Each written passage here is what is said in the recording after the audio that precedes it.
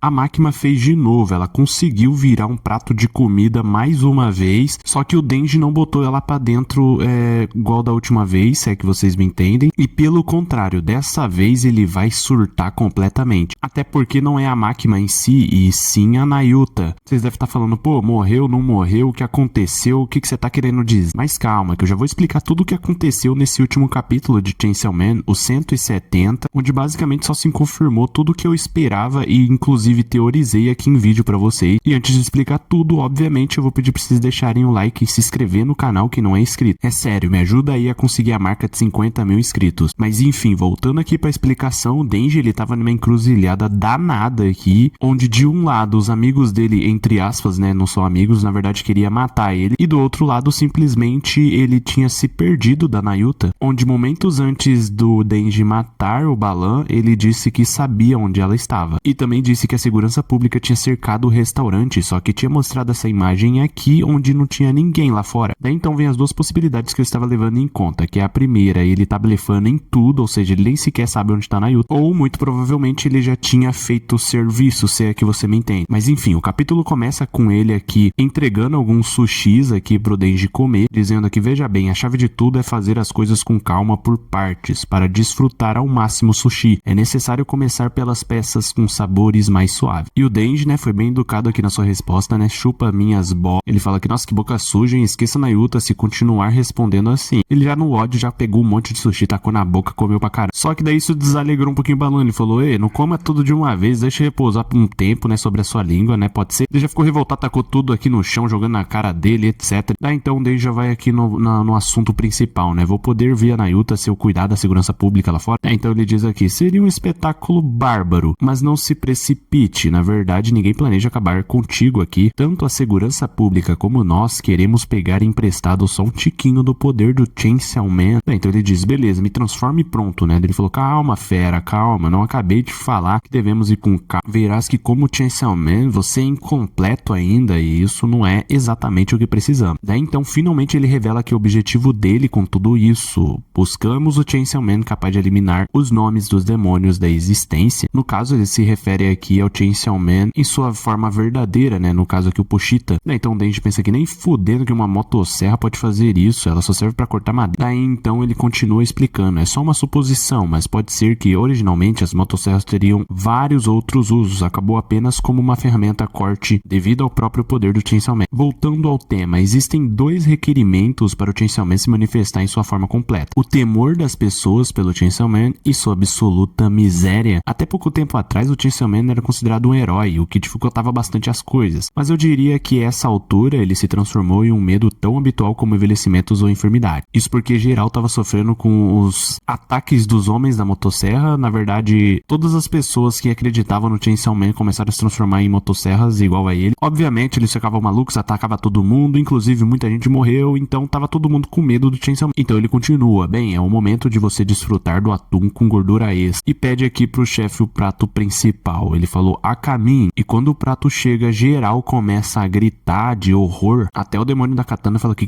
caracas é isso? E o que chegava ali era uma cabeça. Quando o Denji vê, ele se apavora, isso porque a cabeça que chegou nada mais era do que a da Nayuta, aparentemente falando já morta, mas tem sim possibilidades dela, entre aspas, voltar ou estar viva ainda. Mas enfim, assim se encerra o capítulo 170 de Chainsaw Man. Mas antes de falarmos sobre as possibilidades, é bom a gente explicar aqui o porquê carambas a Nayuta se envolveu nisso. Como o Balan explicou anteriormente, falando aqui, né, que existem dois requerimentos para o Chainsaw Man se manifestar em sua forma completa: o temor das pessoas pelo Chainsaw Man, e nós já vimos que isso já está acontecendo, e a segunda é a sua absoluta miséria, que nada mais é do que a própria máquina fez com ele, e o principal motivo para isso foi ele ver simplesmente a morte de alguém que ele gostava muito, já que é um dos poucos meios para fazer o Denji se abalar. Como ela mesmo disse, é muito difícil, já que ele, vivendo na extrema pobreza, viveu feliz com o Pochita, não possui grandes ambições, também é muito difícil de se abalar ou de se emocionar com a morte de alguém ou qualquer pessoa que seja, mas como nós vimos, ele se importava demais com a Nayuta, e então é por isso que ele tá fazendo exatamente a mesma coisa com o Denji novamente, para ele despertar aqui, manifestar no caso o Chainsaw Man em sua forma completa. E o que você deve estar perguntando é por quê? Por que ele quer fazer isso? Nós já sabemos o motivo desses carinhas aqui tá fazendo isso com o Denji, mas por que aquele cara quer tanto despertar o Chainsaw Man em sua forma verdadeira? Guerra, ele mesmo havia explicado isso há um bom tempo. Ele falou que em 6 meses o grande rei do terror virá,